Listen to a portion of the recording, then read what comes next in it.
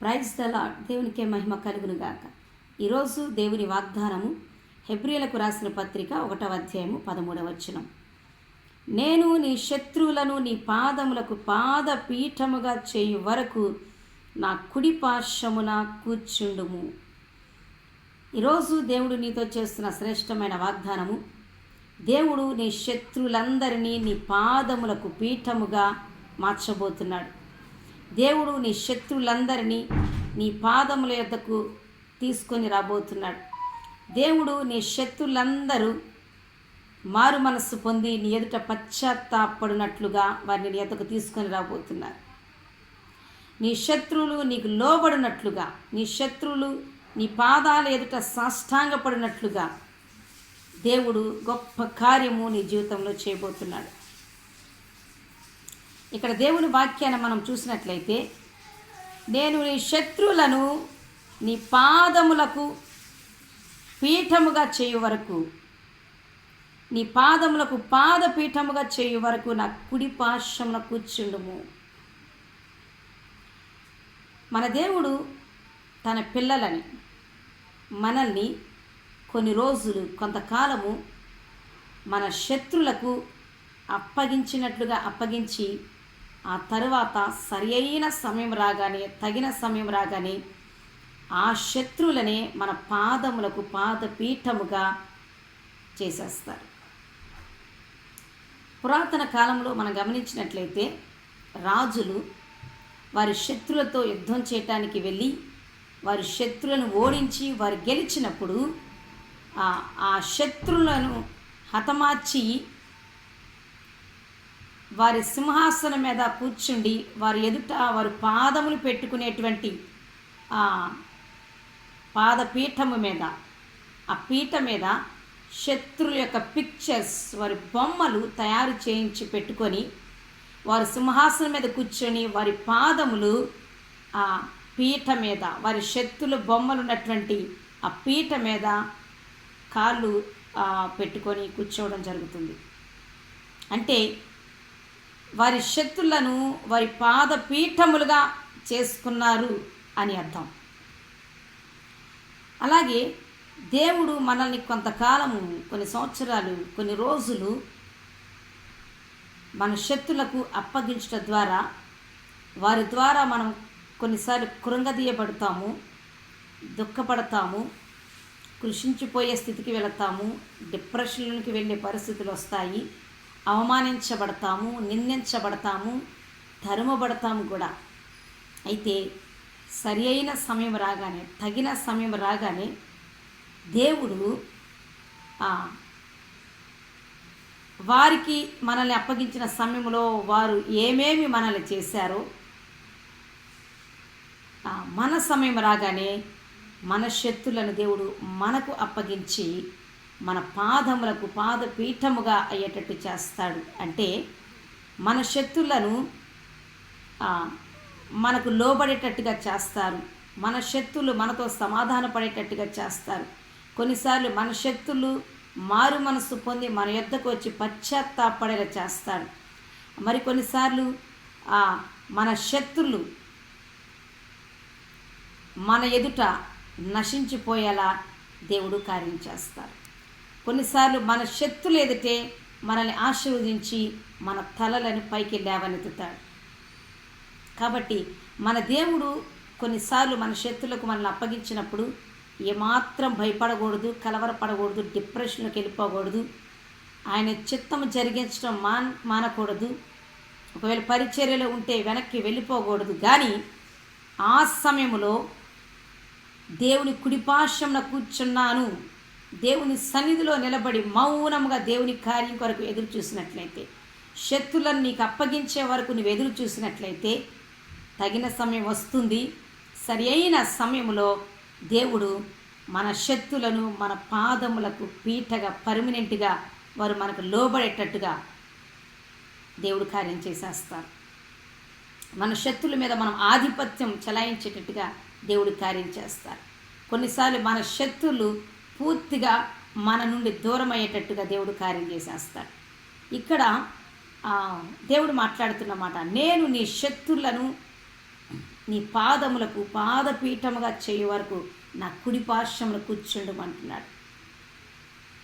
నేను మీ శత్రులకు కొంతకాలం, కొన్ని రోజులు, కొన్ని సంవత్సరాలు అప్పగించినప్పుడు మీరు నా సన్నిధిలో మౌనంగా ఉండండి. మరి ఏం చేస్తున్నా మీరు మౌనంగా ఉండండి. అయితే ఒక సమయం నేను మీకు ఇస్తాను, ఆ సమయంలో వారి మీద మీరు ఆధిపత్యం చేస్తారు. అంతవరకు నా కుడి పార్శ్వమున కూర్చొని ఉండండి. నా ఓదార్పు మాటలు వినండి. నన్ను బట్టి ధైర్యం తెచ్చుకోండి, నన్ను బట్టి విశ్రాంతి తీసుకోండి, నా సన్నిధిలో మౌనంగా ఉండండి అని దేవుడు మాట్లాడుతున్నారు.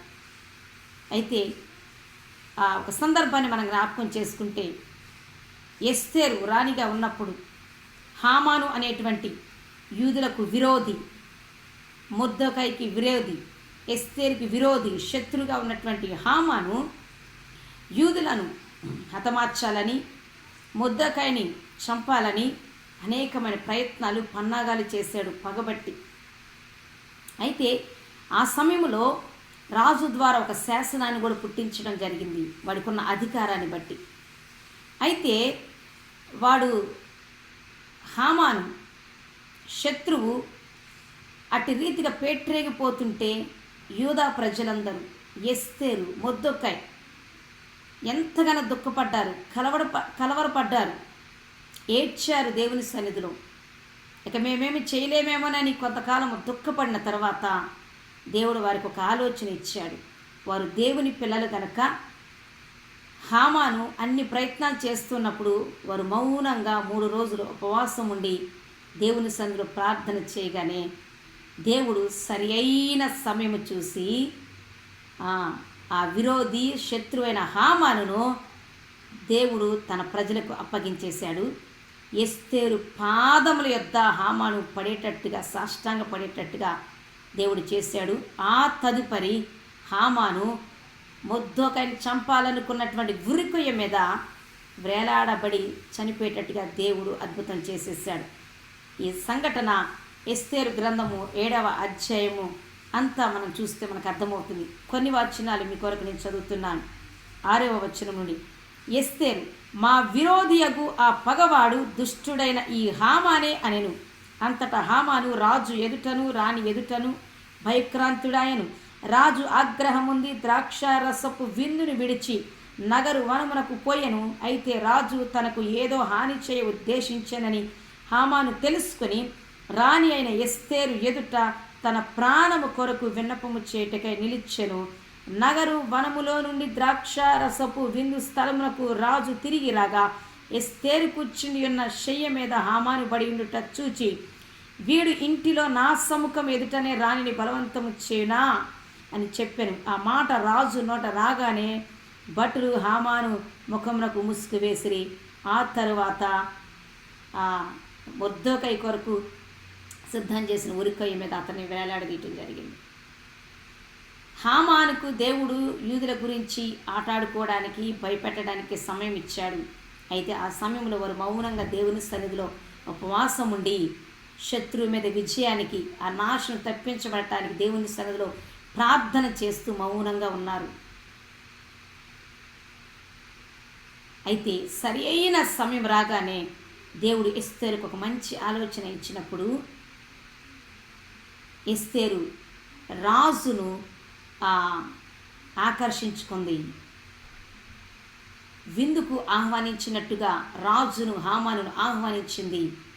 అదే రోజు తమ విరోధి అయినటువంటి హామాను గురించి సంగతి అంతా రాజుకు తెలియచేసినప్పుడు దేవుడు రాజు ద్వారా హామానును పూర్తిగా హతమార్చేశాడు. అంత మట్టికే కాదు, ఏ యూదులనైతే చంపాలనుకున్నాడో ఆ యూదురాలైనటువంటి ఎస్తేరు పాదముల మీద పడి నా ప్రాణమును రక్షించు రాణి అని ప్రాధేయపడేటట్టుగా దేవుడు చేశాడు. ఆ పాదముల మీద, రాణి పాదముల మీద హామాను పడటం రాజు చూడగానే రాజు దాన్ని అపార్థం చేసుకునేటట్టుగా దేవుడు కార్యం చేశాడు. దానిని బట్టి అతనిని ఉరికొయ్య మీద వేలాడదీయించాడు. యూదులను హతమార్చాలనుకున్న హామానును పూర్తిగా దేవుడు నాశనం చేసి అదే దేశంలో యూదులు పండగలు జరుపుకునేటట్టుగా దేవుడు ఉత్సవాలు జరుపుకునేటట్టుగా గొప్ప కార్యం చేశాడు. అట్టి రీతిగా దేవుడు ఇప్పటివరకు కొంతకాలము నిన్ను నీ శత్రులకు అప్పగించడం ద్వారా అపవాది ఎవరెవరిని నీ శత్రులుగా చేసి నిందించడానికి, అవమానించడానికి, విమర్శించడానికి, కృంగదీయటానికి, కన్నీరు పెట్టించడానికి, విలపించడానికి, తరమడానికి కారకులయ్యారో ఆ శత్రువుల్లో కొందరు నీకు సమాధానపడేటట్టుగా చేస్తున్నాడు.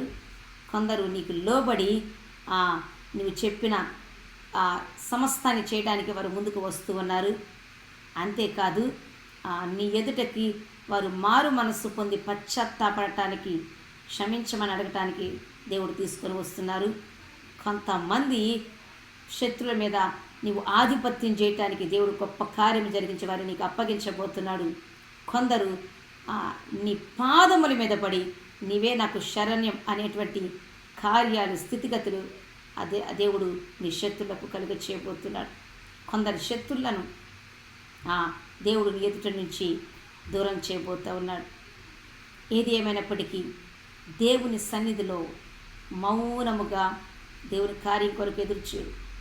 దేవుడు నీ శత్రులను నీకు అప్పగించే సమయం, నీ శత్రులను నీ పాదములకు పాదపీఠముగా చేసి నిన్ను ఆశ్చర్యపరిచి, నీ శత్రుల్ని మిత్రులుగా చేసి నీ పరిచర్యలో, నీ బిజినెస్లో, నీవు చేసినటువంటి పనిపాటలో వారే నీకు సహకరించేటట్టుగా, వారి మీద నీవు ఆధిపత్యం వహించేటట్టుగా,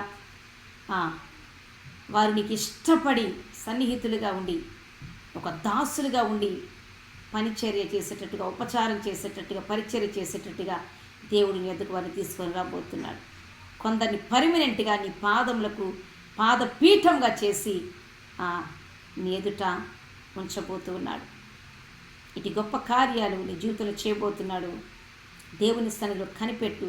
దేవుని యొక్క కుడి పార్శ్వమున కూర్చుండు. కార్యం కొరకు ఎదురుచూడు. గొప్ప కార్యములు దేవుడు నీ జీవితంలో జరిగించబోతున్నాడు. అట్టి దైవ కృప వింటున్న మనందరికీ దేవుడు దయచేయునుగాక. అన్నింటికంటే మరి ముఖ్యంగా మన శత్రువు, మన విరోధి అయిన అపవాది మన పాదముల కింద శీఘ్రముగా దేవుడు చిద్దుక ద్రొక్కించునుగాక. యేసు నామములో అపవాది క్రియలు, వాడి ద్వారా మనకు ఎదురైన ప్రతి ప్రతికూలమైన పరిస్థితిని దేవుడు అనుకూలపరిచి, వాడిని సిగ్గుపరిచి, వాడిని దిగంబరం చేసి నీ నోటి నిండా నవ్వును కలిగచేయునుగాక.